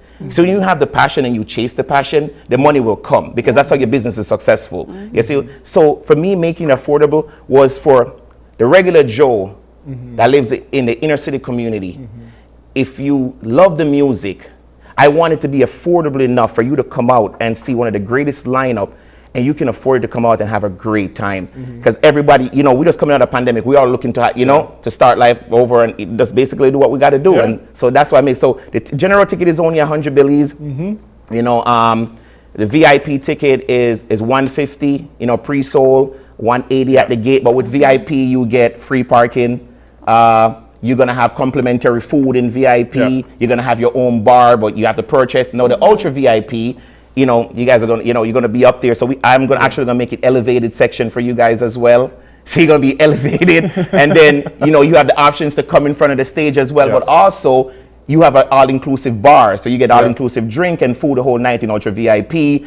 And, you know, you're right there. The artists are right there, so you're right up front. You know, general admission, you know, you come in. But one of the greatest thing I wanted to do as well, I want to put a point on this, is I didn't want when you paid $100, and if you're at the back at the venue, depends on how big it is, and your favorite artist is up there, and you're like trying to burst your eyes out to see, that's actually, I'm have 2 big screens, LED screens coming in on each side of the stage. That means if you're all the way back, your artist is right there, man. You have connection with them, you know what I mean? And that's it for me. I want everybody to be able to enjoy this event. Right.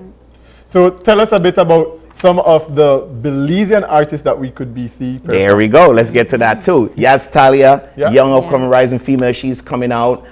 Stig, the artist, he's going to be there as well. Papa John, you know, great guy. I met him personally so far. King Rome as well. They're coming out. And Sweet Pain Band. Watch out. Sweet Pain Band is. I've never actually seen them in performance before, but a lot of people have been bragging about them. So I said, listen, if they're one of the best in Belize, then you got to be at the best show in Belize. So definitely, you could see that this will be turning to a dance competition on stage. Don't worry. DJs, you know, have a young DJ from down in Dangriga side coming in, YG. When I had the privilege to meet one of my, you know, as a youth growing up, you know, I know Black Shiny, you know what I mean? And Bobby, he's coming out because it was a privilege to even book him. You know what I'm saying? Because as a young kid growing up, you know, like in the 90s coming up, you hear about Black Shiny coming to That's why I try to tell most people out here, like, I don't know how big Black Shiny is here, but Black Shiny bigger, you know, so I have 2 international DJs flying in as well. They're Jamaican descendant, but they live in England. Great guys I work with over the years coming in as well. An MC, he's one of the best MCs on the island. If he's not the best, I'm flying in him as well to come out to help host this event. So I want to put Belize on that international market. Like, man, let me tell you, the production for this, I don't exaggerate a lot, but it's going to be a production. You know, I'm trying to make it easy for a lot of patrons to come as well, because I'm going to have redemption centers. So when you buy your tickets, like from the Wednesday leading up to the show, you can actually come to the venue on one of these and redeem your ticket for your wristband. So that means when you show up the night of the event, you're not hectic at the gate, you know. You walk right in. You know, you go to your regular entrance and you go. You don't stand up in a line. You don't stand up in a line for the whole time trying to project and try to do this. You already redeem your ticket. So you go in and just In terms of the international community, what do you foresee in terms of like them coming to Belize to actually experience this? You know, one of these artists has been here before. Out of all 4 international guys, that's Massacre. The rest of them, to my knowledge, haven't been. I want to make it, and I've been telling my friends them here, I want to make it in a platform to where when these artists go back to Jamaica, they can say, they can brag that they were in Belize and they experienced a night, a production, like top level to anywhere that they could experience in the world, because Belize deserve that. You see what I'm saying? And that's the goal. That's the plan, to put Belize on that international market. And that's it. As a promoter, I don't cut, you know, I don't cut anything short, man. If I'm not going to do it right, it's not going to be done at all. I like that. And that's it. And that's how you should go through life. Yeah, not settle for mediocrity. I agree. Where can I get tickets? Tickets. So tickets, if you go on the Belize Jerkfest Instagram, you know, you can see all the ticket outlets. We just got a new outlet. You know, it's funny because PG, they've been messaging DM like, how come y'all don't have a ticket outlet here? And people been telling me so far. So I had to like regroup, boom. So the sport complex in Punta Gorda, you can purchase your tickets there as well. LA Fashions in here, you know, in Belize City, you can get it. You can get tickets in place. Every district will have tickets. Ticket outlet. Ticket outlets, I like that. And I see here there's a scan QR code for ticket info on the flyer. So you can scan your QR code, you know, Eventbrite. So if you know you use a credit card, your debit card, you can purchase your ticket online, you print it out, and you take it to us at the redemption center, because every ticket when you come will be scanned by a barcode. All right. So so if you don't see that barcode doesn't shine green, then that ticket ain't good. Somebody's telling you about I like that you have the QRs. Because, I mean, we are always looking for convenience. We're going to a digital age. And that's what I'm looking for. Yes. And I want this night to be epic, man. Yeah. You know, I want a night for everybody to remember. And it's a great event. You know, there's obvious security as well. You know, because safety of everybody is good. In the artists, page, everybody. So I just want everybody to come out and have an amazing time, man. That's all it's about.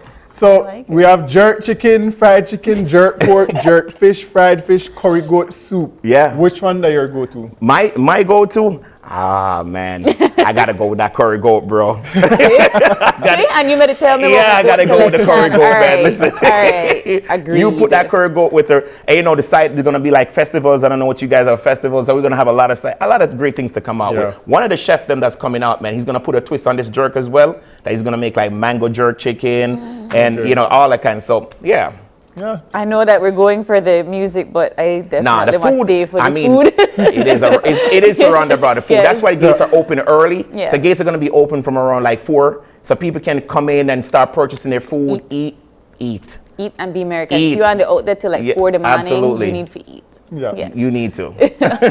Thank you so much for stopping in. Is there anything else that you want to tell our viewers before we head out? I mean, I'm just telling the Belize people that it doesn't matter, you know, because I've been getting, you know, it doesn't matter what race you're from or which country you're from. When we put a production together, it's all about unity. It's all about the people coming together. And that's why I say I just want to make it one great night so everybody can remember, you know, like if you love music and you love good food, this is the night to come out. Because we blend in both cultures together. So we're going to make greatness, all right? Absolutely. This is one of the things I was telling April, like because I was just in St. Kitts last week, I told her, the Caribbean community, we have so much similarities in terms of culture, and so the cross-sectionality of our cultures, this is just inherently a part of who we are. Yeah, man, it is. Caribbean people. And I love it out here, man. I love the food. I love the people. You know, just a quick note before I go is like, my mom would call me up and she's like, my son, you okay? I'm like, Mom, being out in Belize is like their yard. The only thing I do is I can't drive on the left. She's like, why? Because I would die. Because you know in Jamaica we drive on the left. They drive on the wrong side of the road is what That's what you want to see me again, let me stay on the right side. But otherwise from that, it's just like me being in Jamaica. There we go. So I like that. And I guess for housekeeping, August 20th. August 20th. From like 4, they get to go in. Tickets are available in all districts. You can log into their Belize Jerk Fest at Instagram to get more information. And people, the show will be started on time. Thank you. It will be starting on time. Let me just put this note out. If you show up and showtime 9:30, 10 for the international artists. If you show up at midnight, you already miss our first one, which is Joshi. You already miss it. And you probably already missed Jada performance. So show up on time for a great event. All right, this is not the event you come at 1 o'clock. So no Belize time. no Belize time. You're already going to miss half the segment. All right, and I have tickets given away as well too. All right. You know, so yeah. So we can't wait. Come out. Come out is what he's saying. All right. Out. Thank you so much for stopping by. And I guess we'll be hearing more about this as the time progresses. Absolute pleasure to be here. Definitely for the food. But okay, we're going to take our final break and we will be back for wrap up. So stay tuned.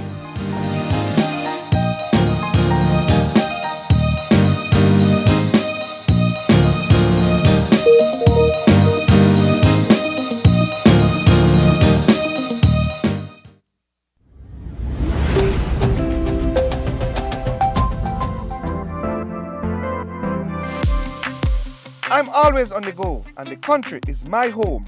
So when I want to get away from it all, I immerse myself with my favorite movies, all from the new Smart Stream app. It's easy to use this service. Purchase your movies from the app and use your mobile data, Smart Stream data packages, or smart broadband to stream and enjoy. Be like me and stream on the go with Smart Stream.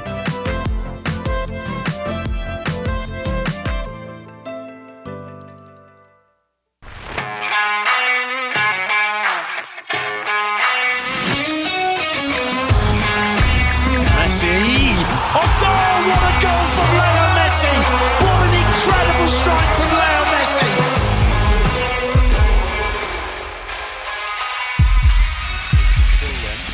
Neymar and Messi is standing over this. Messi! Off goal, what a goal from Leo Great entertainment stays with you, and we bring you great entertainment. Next Gen, the ultimate digital experience.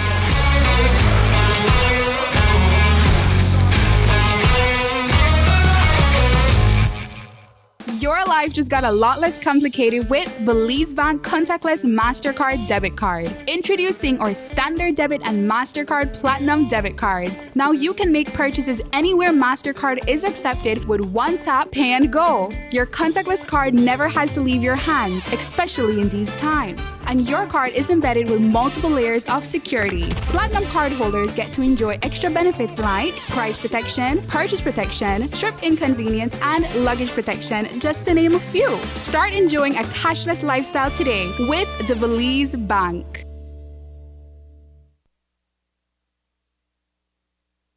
Are you looking for low-cost television advertising? Have we got a deal for you? Advertise on Channel 5's Daily Classifieds. Channel 5's Daily Classifieds is one of the most effective methods for introducing yourself and your business to the community. Use our Daily Classifieds to recruit employees, promote specials, promote your products or services, promote a business opportunity, increase traffic to your website, and advertise items you have for sale. Let us help you to save valuable time and money. Call us today at 280-0013 or visit us at our offices on Coney Drive to discuss how we can help your business grow affordably. Channel 5's Daily Classifieds. Advertise today.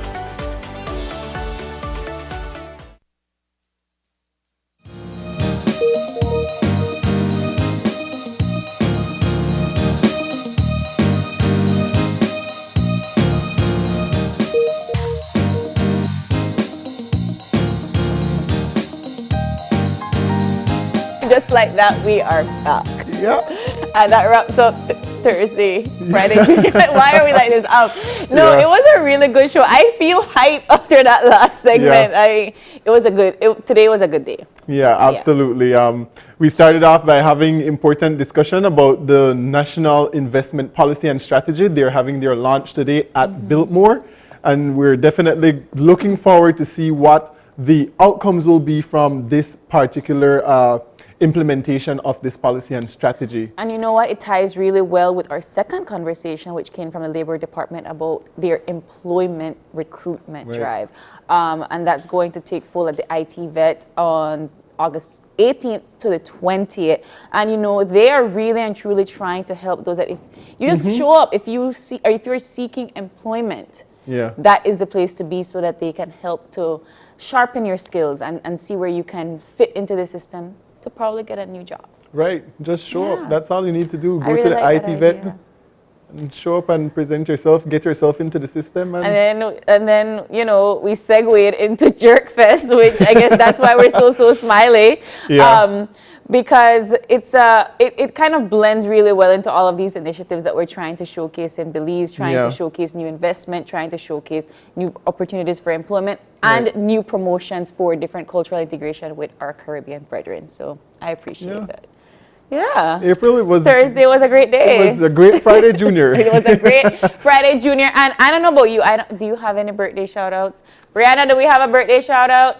She says no. So we don't. But if it is your birthday today somewhere out there, happy birthday. And if you have a birthday shout out to give someone, you can always drop us a line right here at oye@channel5belize.com, or you could find us or send us a message on the Facebook at Open Your Eyes BZ and on Instagram at OYEBelize. And you know, we'll see you tomorrow when you wake up and you start the morning right. And of course, keep your eyes, your mind, and your heart open. Bye, Belize. See you tomorrow. Take care.